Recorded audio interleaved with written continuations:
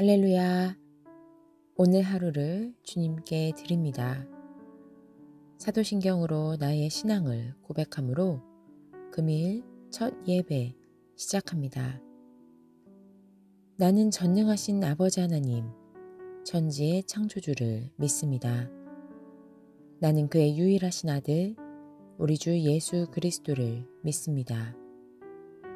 그는 성령으로 잉태되어 동정녀 마리아에게서 나시고 본디오 빌라도에게 고난을 받아 십자가에 못 박혀 죽으시고 장사된 지 사흘 만에 죽은 자 가운데서 다시 살아나셨으며 하늘에 오르시어 전능하신 아버지 하나님 우편에 앉아 계시다가 거기로부터 살아있는 자와 죽은 자를 심판하러 오십니다.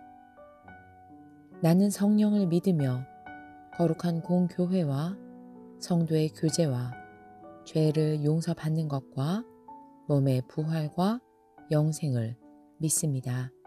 아멘. 주께서 가르쳐 주신 기도 드릴 때에 마음을 다하여 기도하시기 바랍니다. 하늘에 계신 우리 아버지, 아버지의 이름을 거룩하게 하시며 아버지의 나라가 오게 하시며 아버지의 뜻이 하늘에서와 같이 땅에서도 이루어지게 하소서. 오늘 우리에게 일용할 양식을 주시고 우리가 우리에게 잘못한 사람들을 용서하여 준 것 같이 우리 죄를 용서하여 주시고 우리를 시험에 빠지지 않게 하시고 악에서 구하소서. 나라와 권능과 영광이 영원히 아버지의 것입니다. 아멘.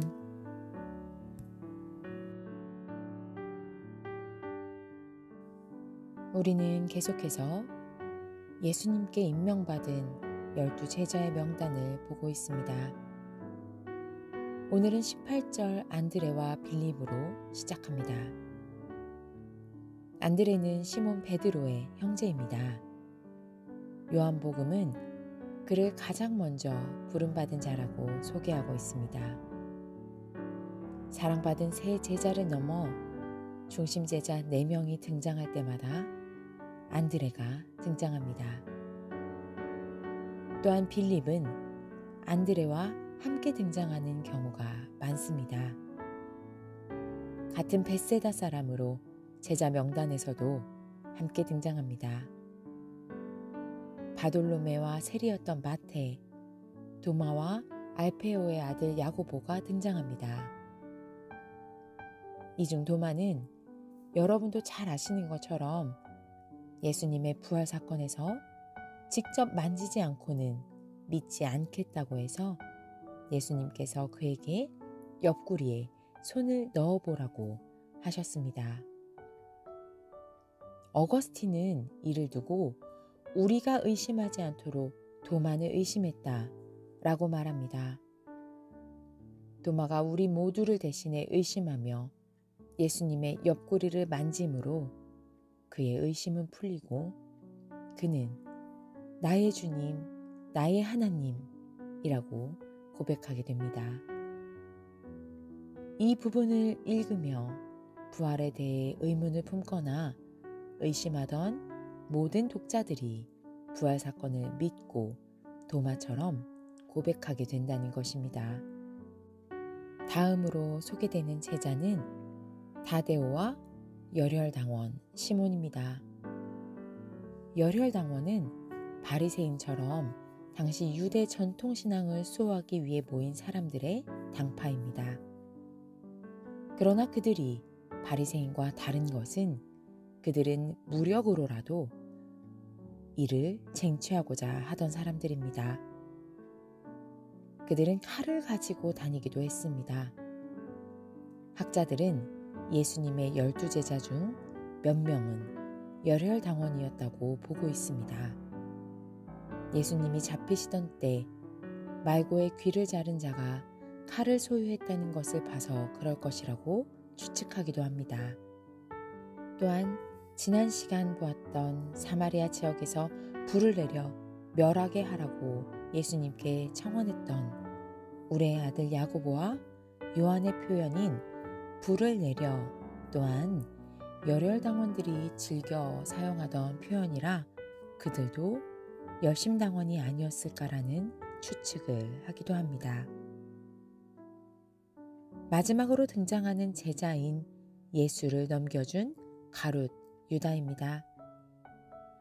가룟이라는 지명이 정확하지가 않은 탓에 만약 가룟이 유대의 한 지역이라면 유다는 유일하게 갈릴리 지역 사람이 아닌 남쪽 지역인 제자가 됩니다. 그렇다면 아마도 지역적 차이 때문에 제자들 사이에서 거리감이 있었을 수 있을 것 같습니다. 또한 가룟이라는 명칭의 근원을 젤롯에서 찾기도 합니다. 젤롯은 방금 시몬이 속해 있던 열혈당의 헬라어입니다. 그렇다면 예수님을 통해 열혈당이 추구하던 유대 전통주의에 대한 이상을 꿈꿨던 유다가 로마로부터 독립을 이루지 못하는 예수님을 보면서 열심을 갖고 충성했는데 자신의 생각과 다름에 대한 배신감에 정말이지 매우 싼 값인 자기 집에 소가 하인을 쳐 죽였을 때 치르는 값만을 받고 예수님을 판 것일 수도 있습니다. 어찌되었던 유다는 다른 제자들과 다른 마지막으로 비참한 최후를 맞게 됩니다. 그가 타 지역 사람이라서 소외감을 느꼈던 열혈당원이던 아니면 그저 자신의 정치적 이념과 달라서 예수님을 싼값에 팔았던 결국 그는 예수님보다 자신이 더 중요했던 사람이었습니다. 그랬기에 그의 마지막은 자살했다는 보도와 거꾸러져서 배가 터지고 창자가 쏟아졌다는 기록만을 남기고 있습니다. 다 함께 기도드립니다. 하나님 아버지, 참으로 다양한 사람들을 불러 모으셨습니다. 어쩜 저 12명은 모이면 쟤는 도대체 왜 들어간 거지? 라고 생각했을 수도 있을 것 같습니다. 또 내가 쟤보다는 나으니 더 높은 자리를 차지하겠지? 라고 생각하기도 했습니다. 그러나 이들을 부르신 분이 주님이십니다. 실수로 잘못 뽑은 것이 아니고 주님의 뜻에 따라 부르셨습니다. 그리고 함께 거하며 가르치셨고 저들에게 성령을 주시고 파송하셨습니다.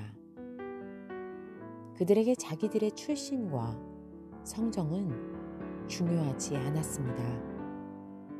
그들은 성령으로 하나 된 증인의 삶을 죽기까지 감당하였습니다.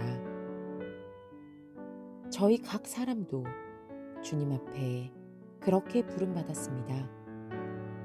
주님께서 부르셨음을 인정하고 하나 된 주님의 공동체로서 맡겨진 사명을 예수님께 배운 대로 감당하는 자들이 되겠습니다.